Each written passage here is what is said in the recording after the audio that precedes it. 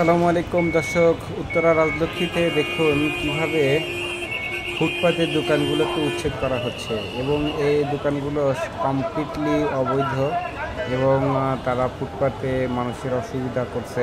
সেটা আসলে আমাদের প্রশাসনের চোখে পড়েছে এবং তারা এটা সুন্দরভাবে ব্যবস্থা নিচ্ছে যেন এটা আর না হয়। সেই সুবাদে আজকে উত্তরা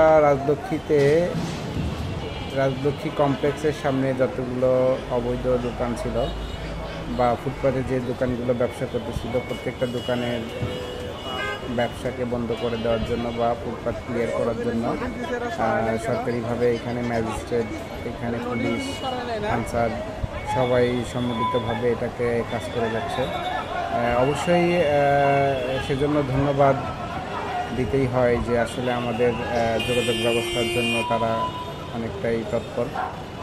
সো দর্শক দেখুন আপনারা, আর আপনাদের নিকটস্থ সবাইকে শেয়ার করে দিবেন বেশি বেশি করে এবং অবশ্যই সরকারি তৎপরতায় যেন এগুলোকে আমাদের যোগাযোগ ব্যবস্থা বা যাতায়াতের জন্য একটু ভালো হয়, সেই ব্যবস্থা যেন করে দেয়। সো আপনারা দেখুন যে কীভাবে এটাকে উচ্ছেদ করা হচ্ছে।